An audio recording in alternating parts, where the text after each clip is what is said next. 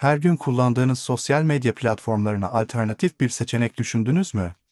Verilerinizin güvende olduğu, sürekli bir şeyler satmaya çalışmayan ve akışınız üzerinde tam kontrole sahip olduğunuz bir yer? Peki, ya bu platform yerli bir teknoloji girişimi olsaydı? Bugün, Türkiye'nin teknoloji sahnesindeki en iddialı projelerden biri olan Next Technofest Social'ı mercek altına alıyoruz. Konunun detaylarına girmeden önce, resmi tanıtım videosunu birlikte izleyelim. Dünya küçülüyor, sıradanlaşıyor. Her yerde aynı içerikler, aynı sesler, aynı algoritmalar. Next Teknofest Sosyal. Bot yok, reklam yok, sansür yok. Algoritmaların düzeni yok.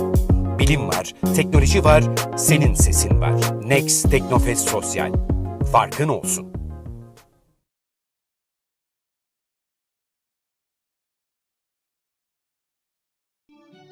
Bu sadece başka bir uygulama incelemesi değil. Bu, bir sosyal medya platformunun ulusal bir teknoloji girişimi olarak nasıl doğduğuna, onu yönlendiren vizyona ve gerçekten bize ait bir dijital alan sunma potansiyeline dair analitik bir keşif. Hazırsanız, başlayalım. Next Social'ı anlamak için önce arkasındaki felsefeyi ve kurucuları anlamamız gerekiyor. Platform, Teknofest ruhunu dijital dünyaya taşımak amacıyla Türkiye Teknoloji Takımı Vakfı, T3 Vakfı ve Bekar İşbirliği ile geliştirildi ve "Biz yaptık" sloganıyla başlatıldı. Bu proje, Türkiye'nin milli teknoloji hamlesi vizyonunun en somut ürünlerinden biri olarak öne çıkıyor. Peki, Next Social'ı diğerlerinden ayıran temel ilkeler nelerdir? Bunları 3 ana başlık altında özetleyebiliriz. İlk olarak, veri egemenliği. Platformun en temel vaatlerinden biri, tüm kullanıcı verilerinin Türkiye sınırları içinde saklanmasıdır. Bu, küresel teknoloji devlerinin veri politikalarına yönelik artan endişelere yerel bir yanıt niteliğindedir. Amaç, dijital güvenlik sağlamak ve veri egemenliği alanı oluşturmaktır. İkincisi, reklamsız ve ücretsiz kullanım yapısı. Bu belki de en radikal adımlarından biri. Next Social tamamen ücretsiz ve reklamsız bir modelde çalışıyor. Bu, platformun kullanıcı dikkatini bir ürün haline getirmediği, aksine bir hizmet sunduğu anlamına geliyor. Kullanıcı ile platform arasındaki ilişki, böylece ticari bir denklemden topluluk dinamiğine dönüştü. Ve üçüncü olarak, algoritmasız bir akış. Diğer platformlardan, karmaşık ve şeffaf olmayan algoritmalar, ana akışınızda ne gösterileceğine karar verir. Next Social, en azından ilk iddiasında, algoritmasız bir sistemle çalışmayı vaat ediyor, gönderileri kronolojik olarak sıralayarak, kontrolü tamamen kullanıcıya geri veriyor. Bu, platformun kendisinin algoritmik sansür olarak adlandırdığı şeye karşı bir duruştur. Bu üç ilke bir araya geldiğinde, Next Social'ın sadece bir alternatif olarak değil, mevcut Silikon Vadisi modeline alternatif bir mimari olarak tasarlandığını görüyoruz. Bu, platformun kimliğini oluşturan en önemli unsurdur. Peki, bu iddialı vizyon kullanıcılarla uyum sağladı mı? Rakamlar incelendiğinde, ilk cevap oldukça olumlu. Lansmanından kısa bir süre sonra, Next Social, Apple App Store'da sosyal ağ kategorisinde bir numaraya yükselerek, Telegram ve Facebook gibi küresel devleri geride bıraktı. Ayrıca, Google Play Store'da da hızla üst sıralara tırmandı. Kullanıcı sayısı, bu başarıyı doğruluyor. Platform, ilk haftasında 70 binin üzerinde kullanıcıya ulaştı ve kısa vadeli hedefin 1 milyon kullanıcıya ulaşmak olduğu açıklandı. Ancak, popülaritesi, bireysel kullanıcılarla sınırlı değil. Platformun lansmanıyla birlikte dikkat çeken bir diğer gelişme, devlet kurumları ve siyasi figürler tarafından hızla benimsenmesiydi. Valilikler, bakanlıklar, RTÜK ve TİK gibi birçok resmi kurumun platformda hesap açması, Next Social'a önemli bir meşruiyet ve ağırlık kazandırdı. Bu durumu iki yönlü bir büyüme stratejisi olarak okuyabiliriz. Bir yanda, yerli teknolojiye, ilgi ve medya ilgisiyle beslenen, organik veya tabandan gelen, kullanıcı ilgisi var. Diğer yanda ise, kurumsal katılımla sağlanan, yukarıdan aşağıya, bir meşruiyet dalgası var. Bu iki gücün birleşimi, platformun çok güçlü bir başlangıç yapmasını sağladı. Next Social'ı gerçekten farklı kılan özelliklerden biri, şüphesiz entegre yapay zekası, T3 AI'dır. T3 AI, Türkiye'nin ilk büyük dil modellerinden biri, T3 Vakfı ve Bekar tarafından da geliştirildi.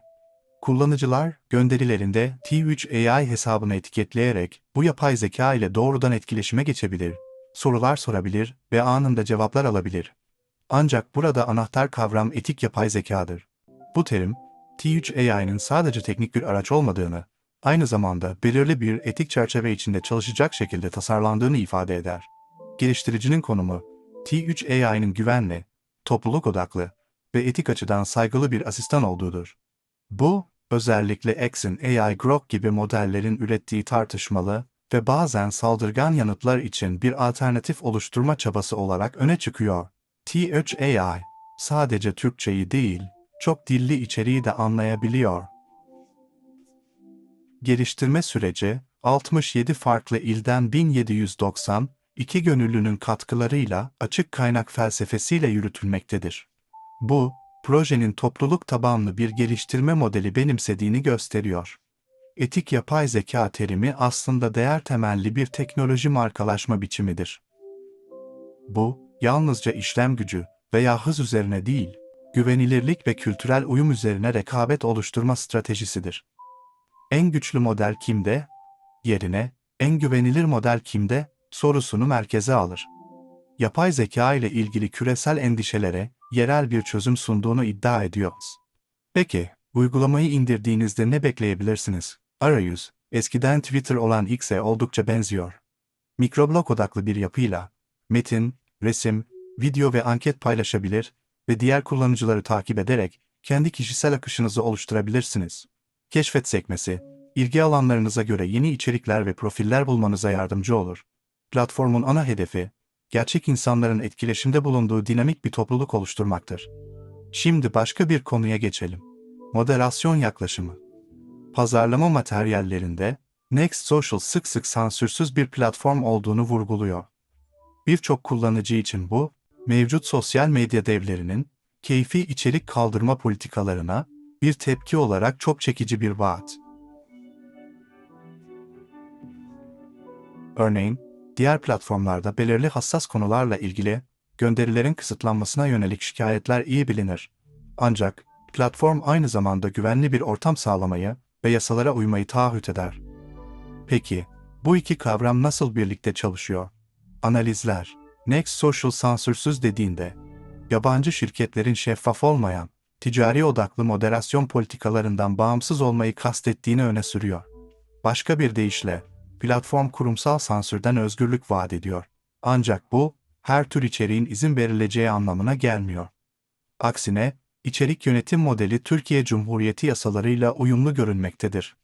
Bu nedenle, bu yaklaşım kullanıcılara Silikon Vadisi merkezli platformların belirsiz ve keyfi kuralları yerine ulusal hukukla tanımlanmış, daha öngörülebilir bir çerçeveyi tercih etme seçeneği sunar.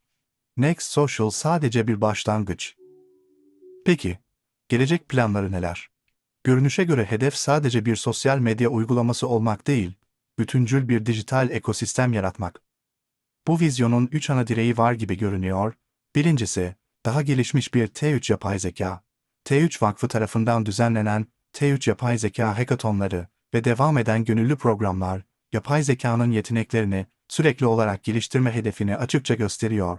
Gelecekte, T3 yapay zekanın çok daha proaktif ve yetenekli bir asistan haline gelmesini bekleyebiliriz. İkincisi, etkinlik entegrasyonu.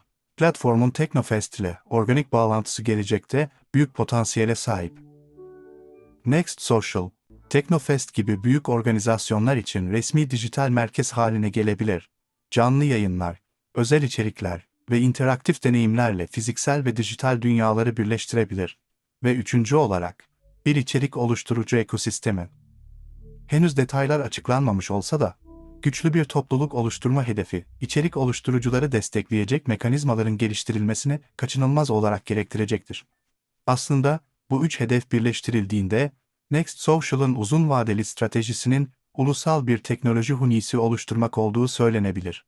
Platform, teknolojiye ilgi duyan gençleri çekiyor, onları T3.A ile etkileşime geçiriyor, gelişimine katkıda bulunmalarını sağlıyor ve hackathonlar aracılığıyla en yeteneklilerini keşfetme potansiyeline sahip, onları T3 ve Baker ekosistemine dahil ediyor. Sosyal platform, Bu büyük huniye en geniş ağzı oluşturuyor. Özetle, Next Technofest Social, teknoloji, etik ve yerli üretim eksenlerinde inşa edilmiş çok cesur bir girişimdir. Bir yanda veri gizliliği, reklamsız bir dünya ve kullanıcının kontrolünde olduğu bir akış vaadi var. Platformun nihai sloganı belki de her şeyi özetliyor. Teknoloji ve etiğin birleşimiyle özgürlük vaat ediyor. Peki, bu vaat gerçeğe dönüşebilir mi? Zaman ve platformun attığı adımlar gösterecek. Ama asıl soru şu ve bunu size sormak istiyorum. Sizce bu platform gerçekten bize ait bir dijital alan sunabilir mi? Kendi analizlerinizi ve düşüncelerinizi yorumlarda paylaşmayı unutmayın. Bu videoyu beğendiyseniz, videoyu beğenmeyi, kanalımıza abone olmayı ve bildirimleri açmayı unutmayın. Bir sonraki videoda görüşmek üzere. Hoşça kalın.